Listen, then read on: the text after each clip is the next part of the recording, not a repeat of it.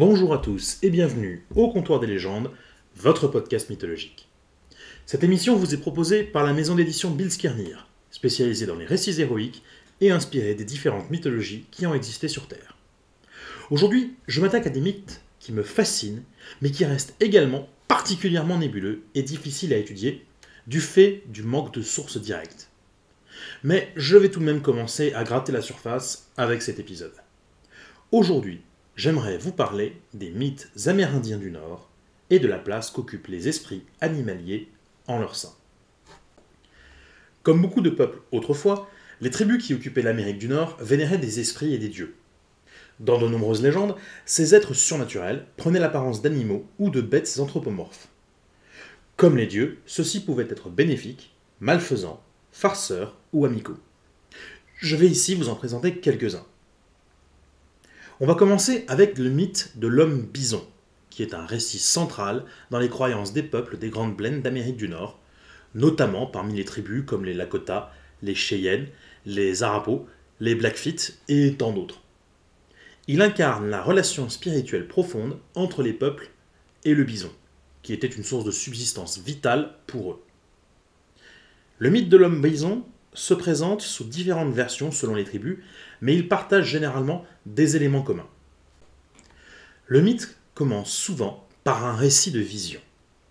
Un membre de la tribu, généralement un jeune homme en quête de sagesse ou de guidance spirituelle, se retire dans la nature pour jeûner et méditer. Au cours de cette période, il fait l'expérience d'une vision ou d'une révélation. Dans celle-ci, l'individu entre en contact avec l'esprit du bison, qui peut se présenter sous la forme d'un gigantesque bison blanc ou d'une figure anthropomorphe ressemblant à un humain avec des traits de l'animal. L'esprit communique des enseignements, des messages ou des dons spéciaux à l'individu, portant souvent sur la manière de chasser et d'utiliser le bison de manière respectueuse, ainsi que des principes de respect de la nature et de la vie en harmonie avec l'environnement. L'individu peut également recevoir une responsabilité particulière, telle que celle de devenir un chasseur de bisons ou un gardien de la tribu exceptionnel. L'esprit bison offre ensuite sa bénédiction à l'individu et à la tribu, garantissant la protection et la prospérité en ce qui concerne la chasse. L'homme qui était venu chercher conseil retournait ensuite à la tribu pour partager sa vision avec les membres de sa communauté. Les enseignements de l'esprit bison étaient ensuite transmis aux générations futures, renforçant ainsi la connexion spirituelle entre la tribu et l'animal.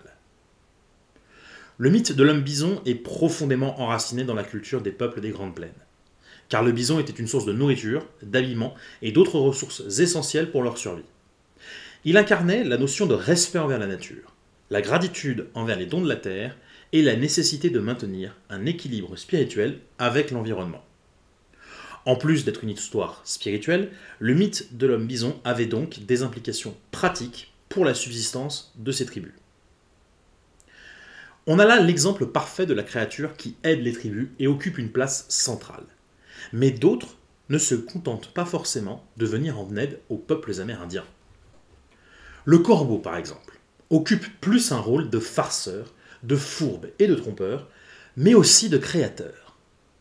Le corbeau est souvent un personnage complexe, oscillant entre la création, la ruse et l'humour. Et ses exploits ont des significations multiples selon les différentes traditions. Par exemple, chez les Tlingits, une tribu basée sur la côte nord-ouest du Pacifique, c'est l'esprit du corbeau qui a créé les hommes. Chez les Salish, il est un être qui apporte la lumière et la chaleur aux hommes, non sans y amener également une forme d'humour et de farce. Enfin, chez les Tsimshians, il créa le monde en buvant l'eau et en la recrachant. Dans toutes ces cultures, le corbeau possède un rôle créateur et connaît les secrets de la magie.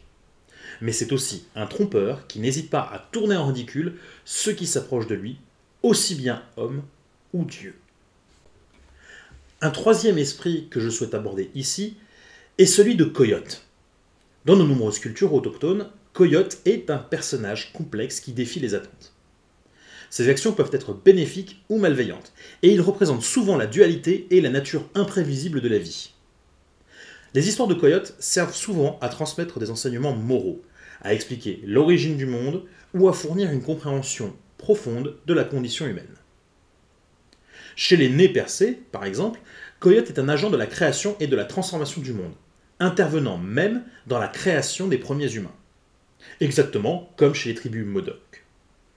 Pour les tribus Cheyenne et Arapaho, Coyote est un agent destructeur qui aide à remodeler le monde dès que celui-ci en a besoin. Et si on part chez les Ojibwe, dans les régions des Grands Lacs, Coyote est souvent impliqué dans des histoires farfelues et même comiques. Le point commun entre tous ces peuples, vous me demanderez ? Dans chacune de leurs histoires, Coyote finit par donner de précieux enseignements et des conseils sages qui permettent aux hommes de grandir et de progresser, d'accepter les changements inhérents au monde et à son évolution naturelle. Il existe encore énormément d'esprits animaux chez les peuples amérindiens. Que ce soit la tortue qui porte le monde sur son dos, la femme araignée, le grand lièvre ou encore l'oiseau tonnerre, ils sont extrêmement nombreux. Mais je ne vais pas tous les aborder dans cet épisode. La chose qui est à retenir cependant, c'est que chacun d'entre eux était porteur, à sa manière, d'enseignement et de sagesse, montrant ainsi l'importance qu'accordaient les peuples autochtones d'Amérique à la nature et à ses enseignements. Une importance dont nous pourrions nous inspirer aujourd'hui pour corriger nos propres torts.